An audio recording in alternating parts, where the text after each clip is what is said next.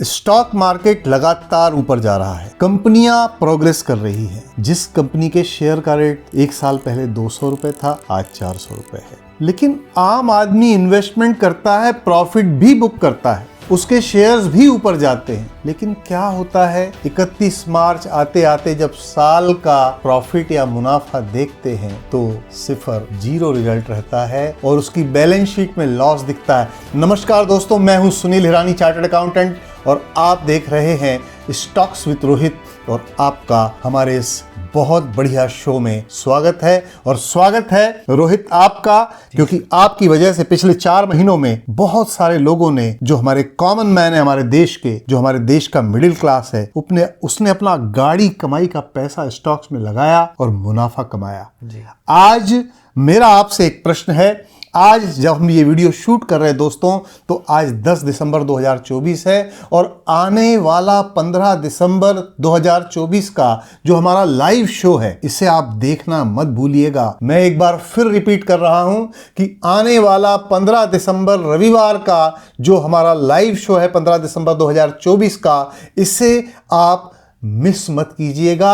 अगर 15 दिसंबर के बाद आपके पास ये वीडियो या रील आती है और 15 दिसंबर अगर निकल चुका है, तब भी आप हमारे 2 चैनल्स हैं, yes I can Sunil Hirani और स्टॉक्स विद रोहित, इन दोनों पर आपको ये वीडियो भी दिखेगा और 15 दिसंबर का लाइव शो वाला वीडियो भी आप बाद में भी कभी देख सकते हैं। क्योंकि 15 दिसंबर को लाइव शो में हम आपको ये बताएंगे कि स्टॉक मार्केट में लोग फेल क्यों होते हैं, और आज हम आपको इसके मुख्य बिंदु बताते हैं, जिससे कि आपको ये पता लगेगा कि क्या आपने भी ये गलतियां तो नहीं की हैं। लेकिन जब हम लाइव शो में आएंगे तो आपको बताएंगे कि इन गलतियों को दूर कैसे करना, ये गलतियां होती क्यों हैं, क्या हमारी साइकोलॉजी रहती है स्टॉक मार्केट में ट्रेडिंग करते समय।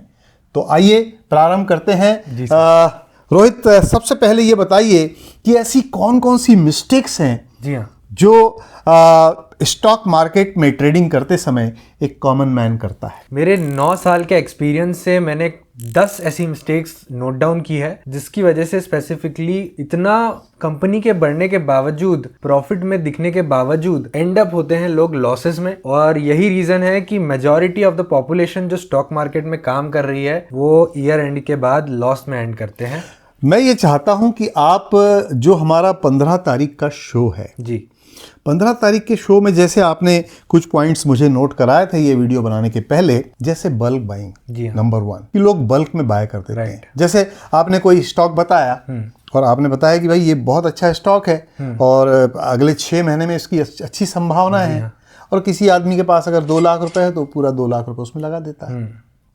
तो संडे का जो हमारा लाइव शो होगा 15 दिसंबर का, उसमें मैं ये भी आपसे एक्सपेक्ट करूंगा कि बल्क बाइंग करते समय एक्चुअल में उसको बाइंग करना कैसे चाहिए।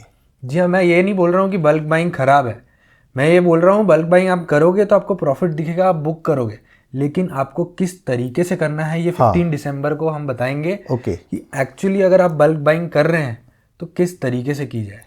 तो दूसरा आपने बताया था कि कई बार क्या होता है कि किसी का पोर्टफोलियो है, उसने आपको याद होगा किसी व्यक्ति ने आपको फ़ोन किया था और मैं उस समय आपके पास बैठा था, उसने कहा था कि मेरे पास 100 कंपनियों के स्टॉक्स हैं, लेकिन उसके बाद भी मुझे फ़ायदा नहीं हो रहा है।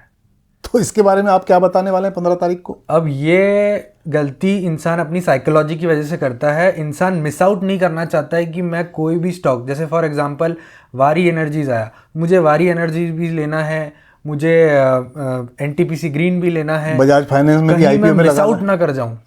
ऐसा अक्सर हमने देखा है कि आईपीओ की हमारी बहुत अच्छी वीडियो आई, बहुत अच्छी रील आई, आईपीओ नहीं लगा तो उसके बाद भी वो खरीदने को उत्सुक रहते हैं, भले ही वो 80% बढ़ा हुआ है स्टॉक। तो इसलिए छोटी छोटी क्वांटिटी में 100-150 स्टॉक अपने पोर्टफोलियो में। तो वहाँ आप संडे शो में आप क्या बताओगे कि नंबर ऑफ स्टॉक्स, किसी ने 100 प्रकार की कंपनियों के स्टॉक है, तो आप उसमें क्या बताने वाले हो? हम बताएंगे कि आपको लॉन्ग टर्म में कितने नंबर ऑफ स्टॉक्स रखने चाहिए, आपके पोर्टफोलियो के हिसाब से कितने स्टॉक्स रखने चाहिए। आपकी अगर 50 लाख का पोर्टफोलियो है, 40 लाख का पोर्टफोलियो है, 30 लाख का पोर्टफोलियो है, हर अमाउंट के लिए हम बताएंगे कि नंबर ऑफ स्पेसिफिक स्टॉक इससे ज़्यादा मतलब आप ये जो संडे 15 15 दिसंबर का जो संडे लाइव शो आएगा, राइट, उसमें आप हमको ये बताने वाले हो कि अगर आपका पोर्टफोलियो 10 लाख का है तो आपके पास कितनी कंपनियों के स्टॉक होना चाहिए, बिल्कुल, उसमें लॉन्ग टर्म कितना होना चाहिए, बिल्कुल, शॉर्ट टर्म कितना होना चाहिए, स्विंग ट्रेड कितना होना चाहिए। तो दोस्तों हम ये बताने वाले हैं कि आपका पोर्टफोलियो का साइज़ क्या है और आपके पास उस पोर्टफोलियो में कितनी कंपनियों के स्टॉक होना चाहिए, लॉन्ग टर्म कितने हो, शॉर्ट टर्म कितने हो। तीसरा आपने बताया था कि लोग प्रॉफिट बुक नहीं करते, राइट।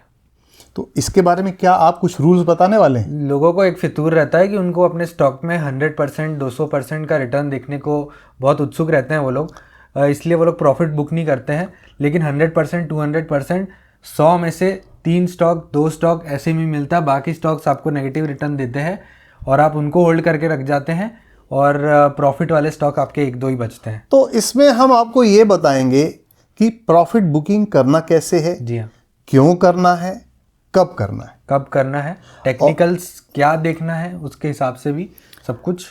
चौथा पॉइंट आपने बताया था कि timings of the market. Timing the इससे मार्केट, आपका मतलब क्या है?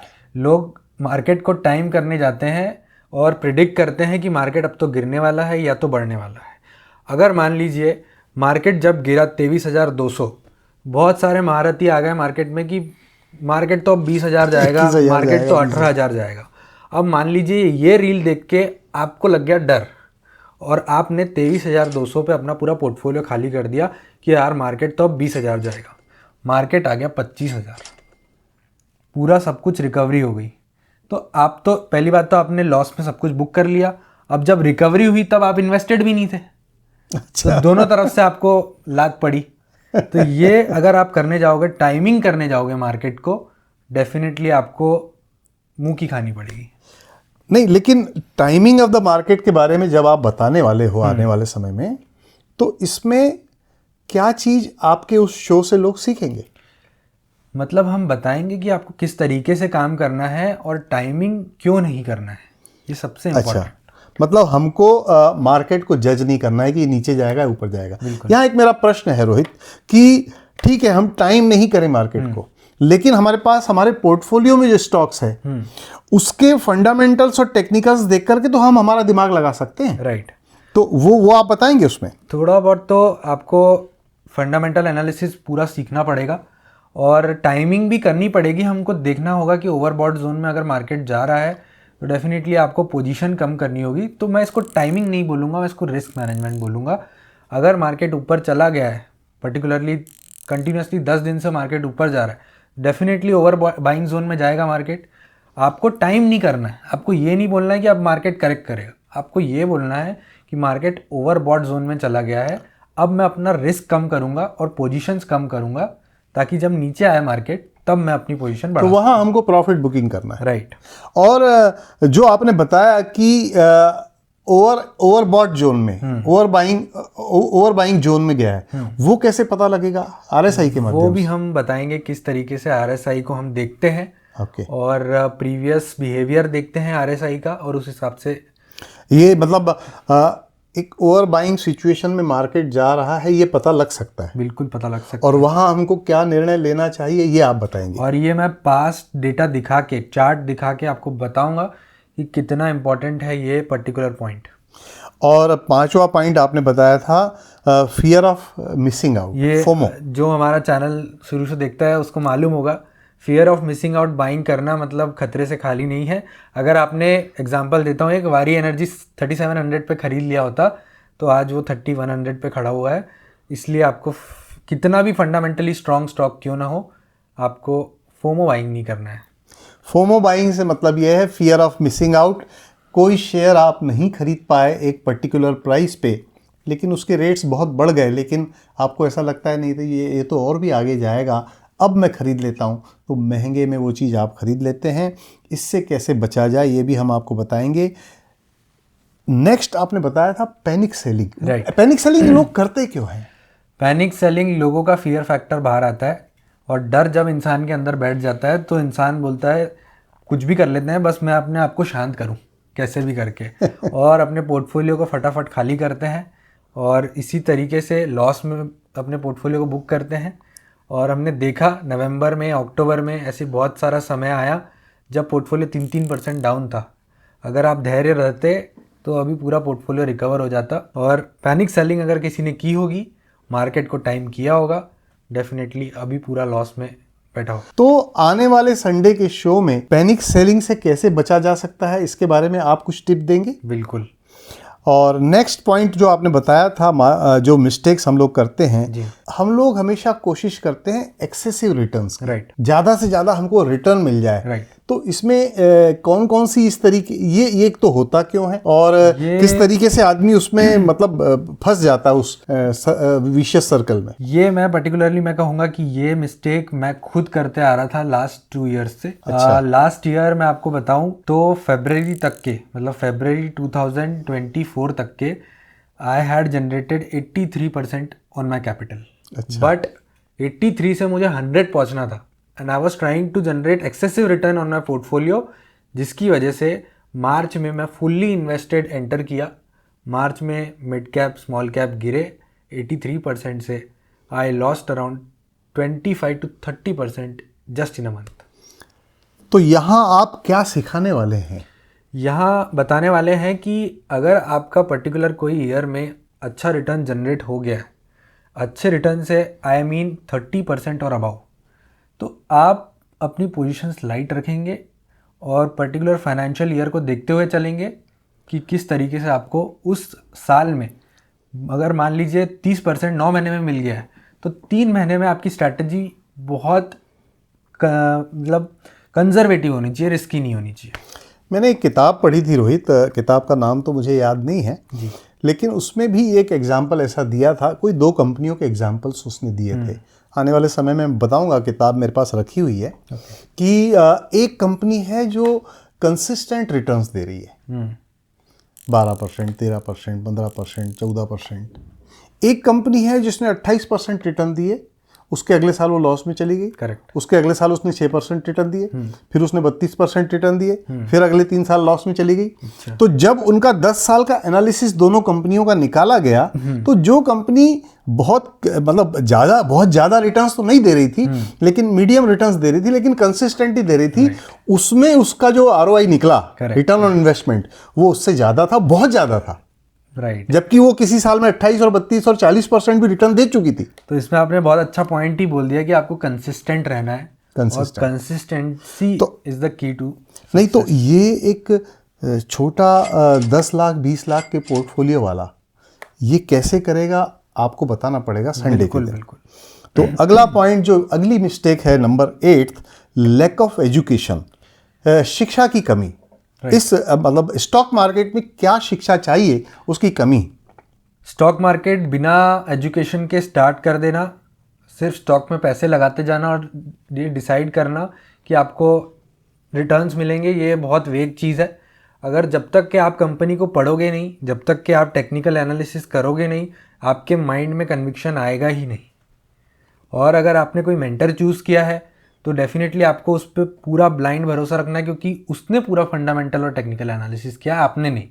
और वहाँ पे अगर आप अपना दिमाग लगाएंगे तो ये ब्लंडर हो जाएगा। मैं यहाँ पर जो हमारे भीष्म पितामह हैं इस क्षेत्र के, Anil Singhvi ji, right, he is also chartered accountant, उनका एक वीडियो मैं देख रहा था कुछ दिन पहले, तो उस पर आप अपनी कमेंट दीजिएगा उन्होंने जो बोला। तो अनिल सिंघवी जी बोलते हैं कि आप स्टॉक में इन्वेस्टमेंट कर रहे हैं तो ये सोच के मत कीजिए कि मैंने ये कंपनी के 100 शेयर खरीद लिए, इसमें मुझे प्रॉफिट कमाना है। आप सबसे पहले ये देखिए कि ये कंपनी में मैंने 100 शेयर्स में पैसा लगाया है, तो मैं ऐसी कंपनी में पैसा लगाऊं, मैं पैसा लगाऊंगा किस में? आप उसमें पार्टनर बन रहे हैं बिजनेस 100 शेयर के, तो आप पार्टनरशिप में किसी के भी साथ पार्टनरशिप कर लेंगे क्या? आपको पहले देखना तो पड़ेगा ना कंपनी क्या बना रही है, क्या बेच रही है। Correct. और बाकी कंपनियों में इससे जो कॉम्पिटिटर्स है वो कौन से हैं, मैं इसके बजाय दूसरे कंपनी में क्यों ना पैसा लगाऊं। Correct. तो जब तक आप उसमें, उन्होंने ये बताया था अनिल सिंघवी जी ने कि आप ये सोचकर पैसा मत लगाइए कि आपको यहाँ से स्टॉक में पैसा कमाना है। आप ये सोच के पैसा लगाइए कि आप एक व्यापार में पैसा लगा रहे हैं। करेक्ट, यहाँ से आपकी शुरुआत होगी। Correct. मैं इस पे एक कमेंट, आपका कमेंट चाहता हूँ कि लैक ऑफ एजुकेशन में इस चीज़ का कितना महत्व है। बहुत महत्व है। अगर ये चीज़ आप ध्यान में रख के काम करेंगे तो आपका कन्विक्शन बनेगा मेरे हिसाब से। और अगर कन्विक्शन आ गया तो शेयर बढ़ने के बाद भी उसे नहीं बेचना, ये एक चीज़ आपके अंदर आ जाएगी। अगर कन्विक्शन आ गया तो ये जो 10 गलतियां आपने बताई है इसमें से 5-6 गलतियां वो वैसे ही नहीं करेगा, ऑटोमेटिकली नहीं करेगा। तो इसके बारे में हम डिटेल में बताएंगे दोस्तों 15 तारीख को संडे लाइव में। बाइंग पेनी स्टॉक्स, जी हाँ, ये तो सभी लोग करते हैं। जी हाँ। मैंने भी जब शुरुआत की थी आज से 10-20 साल पहले, कभी स्टॉक्स में इन्वेस्टमेंट किया था तो मैंने भी कभी पेनी स्टॉक्स खरीदे थे, वो आज तक वो पैसा पूरा चला गया मेरा।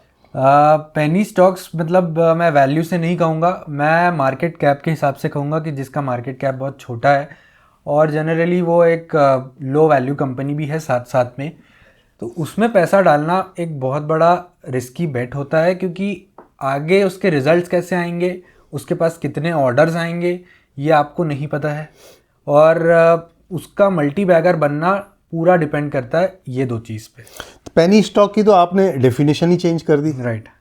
तो आपको संडे को ये बताना पड़ेगा रोहित जी कि पेनी स्टॉक मतलब पेनी स्टॉक होता क्या है, number 1। Correct. Number 2, penny stock को हम जज कैसे करें, देखें कैसे, मतलब अगर एक ही प्रकार की कंपनियां हैं, 10 कंपनियां हैं, तो उसमें पेनी कौन सी है। करेक्ट। तो इसके बारे में थोड़ा सा डिटेल आप एग्जाम्पल देके अगर कुछ रिसर्च आप कर सकें कुछ कंपनीज के, तो प्लीज़ आप निकाल लीजिएगा बाइंग पेनी स्टॉक्स। तो पेनी स्टॉक्स खरीदना है तो कब खरीदना है, नहीं खरीदना है तो क्यों नहीं खरीदना है, ये सब चीज़ें हम बताएंगे आपको। और last one, staying 100% invested during result season. Right. आप रिजल्ट सीजन के मतलब दौरान अगर आप वेट कर रहे हैं कंपनी का रिजल्ट का और आप 100% आपका कैपिटल लगा हुआ है, तो समझ लीजिए कि आपका ड्रॉडाउन होना तय है। अगर आपने पैसा अपने पास कैश रखा हुआ है बचा के, जब इवेंट्स नहीं आ रहे तब के लिए, आप देखेंगे नवंबर में रिजल्ट सीज़न आया, रिजल्ट्स ख़राब आए, मार्केट गिरा, रिजल्ट ख़राब आने की वजह से निफ्टी पे भी असर पड़ता है, मिड कैप पे भी असर पड़ता है। अगर वहाँ पे 50% कैश पे बैठे रहते हैं अगर अक्टूबर नवंबर में, बहुत कम नुकसान होता है। और रिजल्ट सीज़न ख़त्म होने के बाद अगर इन्वेस्ट कर देते उस 50% को, क्योंकि इवेंट्स नहीं है आगे, ये मैंने बहुत इंपॉर्टेंट चीज़ सीखी है। और क्योंकि FII भी डरते हैं रिजल्ट सीज़न से। FII आप देखोगे रिजल्ट सीज़न आने के पहले पैसे निकालना चालू कर देते हैं, और ये मैं बहुत कंसिस्टेंटली बहुत समय से देखते आ रहा हूँ कि निकालते ही निकालते हैं। तो अब जो संडे को लाइव शो हम करेंगे उसमें ये जो पॉइंट है, इसमें हम जो 4 क्वार्टर के रिटर्न्स, करेक्ट, जो 4 क्वार्टर के रिजल्ट्स, वो रिजल्ट सीजन कौन सा होता है, नंबर 1 तो ये आप बताइएगा।